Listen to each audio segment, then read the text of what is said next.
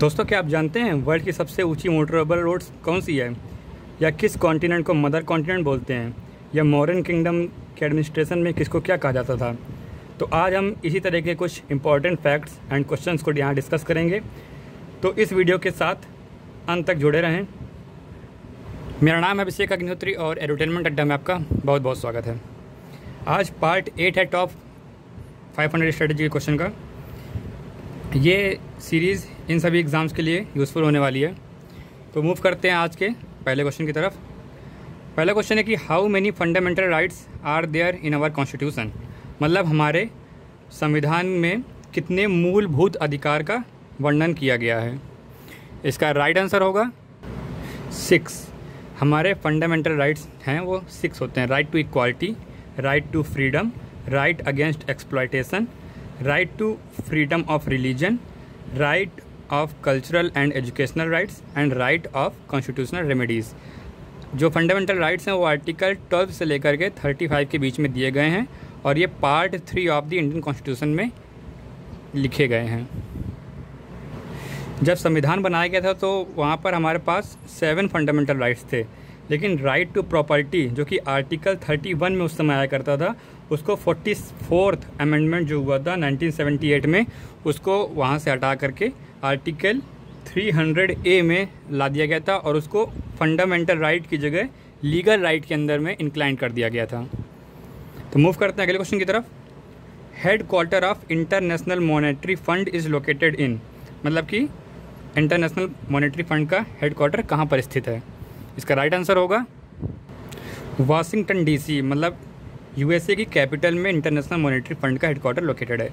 इसकी स्थापना मतलब इसका इस्टेब्लिशमेंट 22 दिसंबर 1945 में हुआ था और इसमें ओरिजिनली 45 मेंबर्स हुआ करते थे, लेकिन इस समय इसकी स्ट्रेंथ करीब 189 मेंबर्स की है। इसका एम ये होता है, जैसे मान लीजिए कोई आपदा आ जाती है तो कुछ इंफ्रास्ट्रक्चर किसी कंट्री में डैमेज हो जाता है, तो उसके लिए यहाँ से हम पैसा कर्ज में ले सकते हैं और अपने काम को आगे बढ़ा सकते हैं। और मेन बात यहाँ पे ये भी आपको याद रखनी है कि इंडिया भी इसका फाउंडिंग मेंबर था। तो मूव करते हैं अगले क्वेश्चन की तरफ।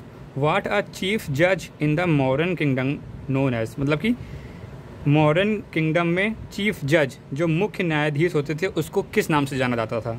तो इसका राइट आंसर होगा व्यवहारिका। मतलब मॉडर्न किंगडम में जो चीफ जज थे उनको व्यवहारिका नाम से जाना जाता था। मॉडर्न किंगडम में 18 तीर्थ हुआ करते थे जो कि हाईएस्ट कैटेगरी के ऑफिसर्स हुआ करते थे, जिसमें से नायक को सिटी कांस्टेबल का चार्ज संभालते थे, जो सेनापति थे वो कमांडर इन चीफ थे। इसी तरीके से कुछ 18 तीर्थास हुआ करते थे। और इसके पहले वाला जो क्वेश्चन मैंने यहाँ पे IMF यहाँ पे डिस्कस किया था। इसी के साथ साथ मैं एक लिंक में एक PDF की डाल दूँगा डिस्क्रिप्शन में, जहाँ से आप कुछ इंपॉर्टेंट जो वर्ल्ड ऑर्गेनाइजेशन हैं उनके हेडक्वार्टर कहाँ पे लोकेटेड हैं उनको आप वहाँ पे जानकारी ले सकते हैं। तो मूव करते हैं अगले क्वेश्चन की तरफ। Which is the smallest continent. मतलब कि विश्व का सबसे छोटा महाद्वीप कौन सा है। इसका राइट आंसर होगा ऑस्ट्रेलिया। विश्व का सबसे छोटा जो कॉन्टिनेंट है वो है ऑस्ट्रेलिया।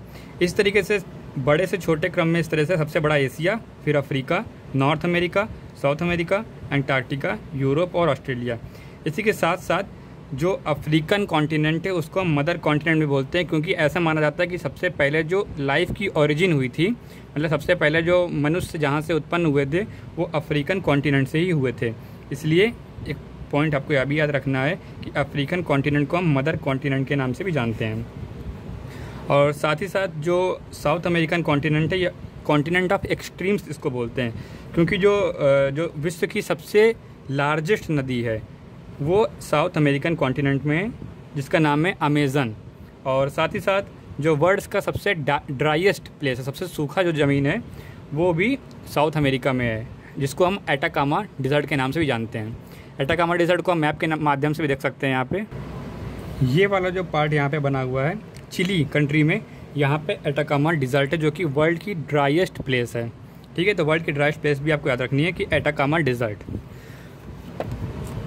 मूव करते हैं अगले क्वेश्चन की तरफ। Project hangul was an initiative of which state. मतलब जो प्रोजेक्ट हंगुल था वो किस स्टेट का इनिशिएटिव था। इसका राइट आंसर होगा जम्मू एंड कश्मीर।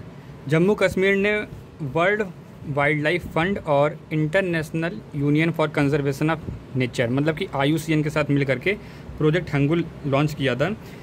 हंगुल को जम्मू एंड कश्मीर का नेशनल एनिमल भी, स्टेट एनिमल भी कहा जाता है, और साथ ही साथ इसको कश्मीरी स्टैग भी बोलते हैं। ये एक प्रकार से जो हिरन होते हैं उन्हीं की प्रजाति होती है।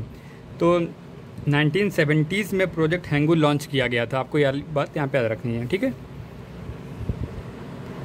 अगला क्वेश्चन है कि how many Maharatnas are in India, मतलब कि हमारे देश में कितनी कंपनियां जो हैं वो महारत्ना हैं। तो इसका राइट आंसर है 10। हमारे देश में 10 कंपनीज़ हैं जो वो महारत्नास स्टेटस को पाई हुई हैं, जैसे कि ONGC, SAIL steel authority of India limited, Indian oil corporation limited, Bharat heavy electronics limited, national thermal power corporation, coal India limited, Bharat petroleum corporation limited, और इस तरह HPCL और जो PGCIL और गेल। और इसी के साथ साथ जो 14 कंपनीज़ हैं वो हैं नवरत्नास। ये जो महारत्नास का कॉन्सेप्ट जो इवॉल्व हुआ था वो 2009 में हुआ था। मूव करते हैं अगले क्वेश्चन की तरफ। Who was the vice Roy of India when non cooperation movement launched, मतलब कि भारत का vice Roy non cooperation movement के समय पे कौन था। इसका राइट आंसर होगा लॉर्ड चेम्सफोर्ड, जो कि 1916 से 1921 के बीच में भारत का वाइस रॉय था। लॉर्ड चेम्सफोर्ड के समय पे जलियांवाला बाग इंसिडेंट जो हुआ था वो हुआ था, रॉलेट एक्ट लाया गया था, और जो चंपारण सत्याग्रह गांधी जी के द्वारा लॉन्च किया गया था वो लॉर्ड चेम्सफोर्ड के समय पे लाया गया था। जो नॉन कॉपरेशन मूवमेंट था वो आपका 4 सितंबर 1920 को लॉन्च हुआ था। नॉन कॉपरेशन मूवमेंट का जो एम था वो था self governance and fully independence, मतलब कि पूर्ण स्वराज को स्थापित करना नॉन कॉपरेशन मूवमेंट का एम था। और इसको हवा मिली थी जब जलियांवाला बाग इंसिडेंट हुआ था और रॉलेट एक्ट के बाद से। अगला क्वेश्चन है कि in which state Debsa pass is located, मतलब कि किस राज्य में देपसा पास है। इसका राइट आंसर है देपसा पास जो आपका है वो कुल्लू और स्पीति डिस्ट्रिक्ट के बीच में पास होता है, जो कि हिमाचल प्रदेश में। पासेस होते क्या हैं, ये पहाड़ के बीच से कुछ रास्ते गए होते हैं जो कि एक पॉइंट से दूसरे पॉइंट को कनेक्ट करने के काम आते हैं। उसी तरीके से खारदुंगला पास जो है वो हाईएस्ट मोटरेबल रोड है वर्ल्ड की, जो कि 17,528 फीट की ऊंचाई पर है। इस तरीके से जो काफ़ी इंपॉर्टेंट पासेस हैं उनकी PDF का लिंक मैंने नीचे डिस्क्रिप्शन में डाल दिया, आप वहाँ पे जाकर के देख सकते हैं। और मूव करते हैं अगले क्वेश्चन की तरफ। What we called Doab region between Chenab and Jhelum, मतलब कि जो दोआब रीजन है चेनाब और झेलम के बीच का, उसको हम क्या बोलते हैं। दोआब क्या होता है, जो दो नदियों के बीच का जो प्लेन एरिया होता है उसको हम दोआब कहते हैं। तो उसका राइट आंसर होगा छाछ। जो दोआब है वो चेनाब और झेलम के बीच में है। इस तरीके से जो बिस्ट है वो 20 और सतलज के बीच का दोआब है। रचना रावी और चेनाब के बीच का, और जो बारी है BARI लिखा है, बावी नहीं है बारी है, वो 20 और रावी के बीच में है। और जो सिंध है वो झेलम चेनाब और इंडस के बीच में।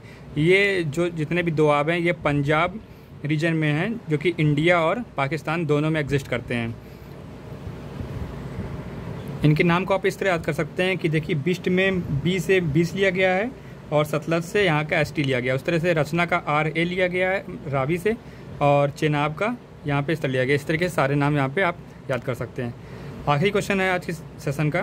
Project Dantak was signed between which 2 countries, मतलब कि जो प्रोजेक्ट दंतक था वो किन 2 देशों के बीच में साइन किया गया था। इसका राइट आंसर होगा इंडिया एंड भूटान के बीच में प्रोजेक्ट दंतक को लॉन्च किया गया था। ये प्रोजेक्ट 24 अप्रैल 1961 को लॉन्च किया गया था, और ये प्रोजेक्ट साइन किया गया था उस समय के प्रधानमंत्री जवाहरलाल नेहरू और जो भूटान के जो 3rd किंग थे उनके बीच में।